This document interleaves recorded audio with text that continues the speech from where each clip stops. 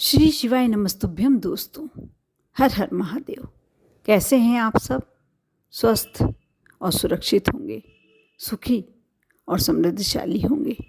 दोस्तों, महादेव के, महाकाल के ये 3 मंत्र जो आपके जीवन की हर समस्या को हर लेते हैं, इन मंत्रों के बारे में मैं आपको इस वीडियो के माध्यम से बताने वाली हूँ। इसे कहाँ, कब और कैसे करना चाहिए, इसका क्या महत्व है।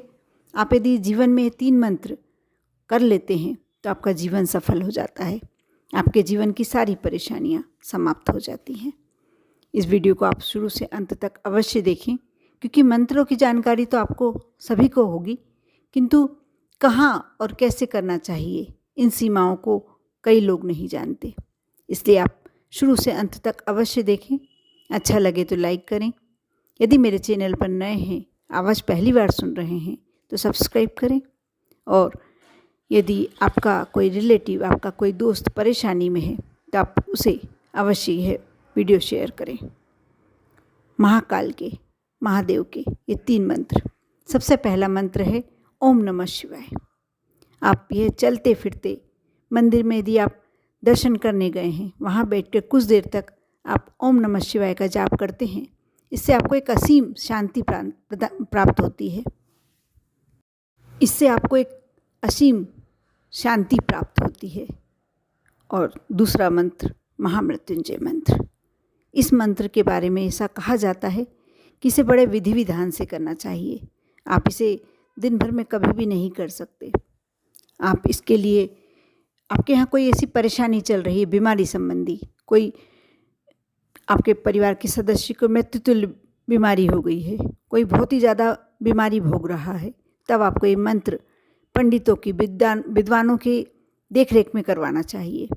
आप यदि स्वयं करना चाहते हैं, उसके लिए बहुत सारे नियम हैं। आप कुशक आसन बिछाएं, पवित्र जगह, पहले तो आप स्थान देखें, स्थान पवित्र होना चाहिए।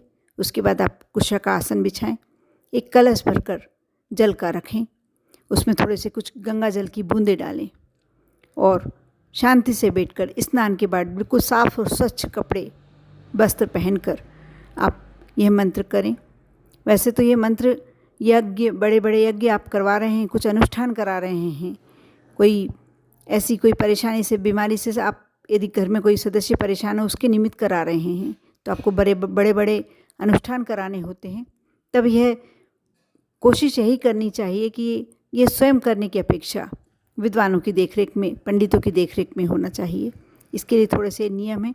आप अवश्य इसे कभी भी नहीं, और इसे ज़ोर से उच्चारण नहीं किया जाता है, इसे मन ही मन बिल्कुल, और इसके एक भी शब्दों का हेरफेर नहीं होना चाहिए, या शब्दों में कोई गलतियां नहीं होनी चाहिए। आप विशेष ध्यान रखें। मंत्रों में यदि हमसे गलती से भी गलती हो जाती है शब्दों के उच्चारण में, तो इसका परिणाम अच्छा नहीं होता है। इसलिए इस बात का आपको अवश्य ध्यान रखना चाहिए। तीसरा मंत्र है श्री शिवाय नमस्तुभ्यम। दोस्तों, यह महामंत्र है। आप यह करते हैं, आप दिन भर में कभी भी कर सकते हैं।